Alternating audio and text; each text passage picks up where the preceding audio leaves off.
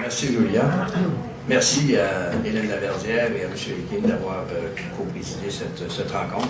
Merci à vous de participer à ces échanges-là pour nous permettre d'influencer le gouvernement pour qu'il puisse revenir sur sa décision d'annuler ces coupures qui font un mal incroyable auprès de nos partenaires et des populations qu'on aide.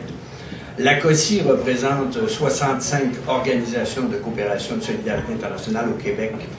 Et on est dans une centaine, 103 pays exactement, collectivement. Et donc, depuis 40-50 ans, ces organisations-là ont aidé à bâtir l'aide canadienne au développement et on est très fiers de ce qui a été fait depuis toutes ces années.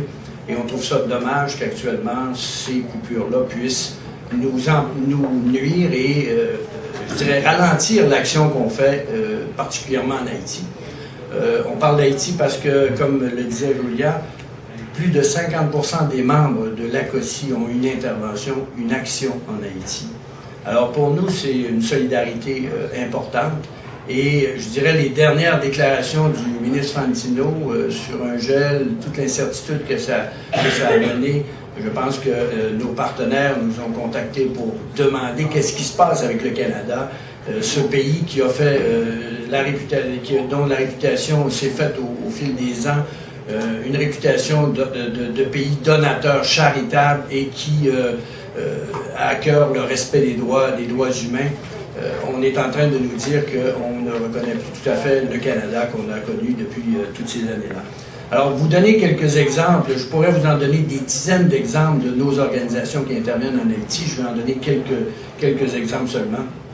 D'abord, vous soulignez que les coupures risquent de stopper, d'arrêter les actions d'organisations comme le Centre international de solidarité ouvrière qui, depuis des années, appuie des groupes qui sont dans des zones franches en Haïti pour faire en sorte qu'on puisse protéger le droit des travailleurs et des travailleuses.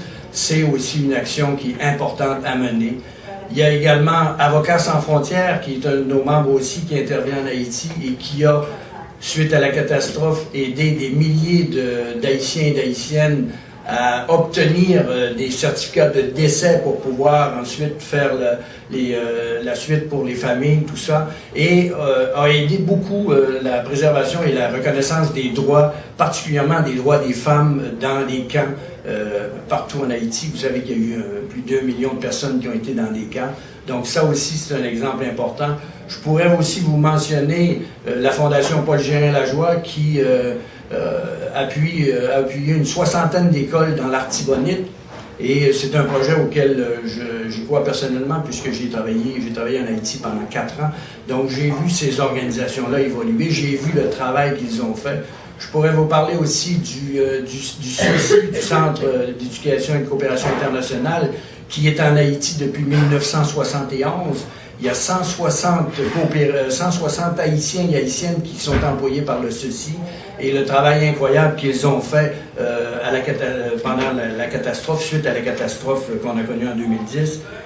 Par exemple, 1,3 million de dollars en médicaments qui ont été distribués, 18 000 trousses d'hygiène et de survie également ont été distribuées, 450 000 personnes ont reçu plus de 600 tonnes de produits alimentaires, dont 80% ont été achetés localement, puisque pour nos organisations, c'est aussi important de supporter les économies locales, bien évidemment. Je pourrais vous parler aussi d'Oxfam Québec, qui, avec un programme de développement local dans la région de Nip, a appuyé des agriculteurs et a fait en sorte qu'il y a eu 200 000 plantules qui ont été distribuées. Je pourrais vous parler aussi d'organisations comme SUCO, Carrefour de solidarité Tiers-Monde, La Canu, Action Saint-Jean sur le Richelieu pour Haïti, CARE, SACO, CUSO Québec. En fait, des dizaines de projets qui sont menés depuis toutes ces années pour venir en appui à nos frères et nos sœurs haïtiennes. Alors, je vous remercie d'être là et de nous encourager à continuer à faire ce travail-là et de faire des pressions pour qu'on puisse reconnaître l'importance de l'aide au développement pour les Canadiens et les Canadiennes. C'est une valeur fondamentale. Merci.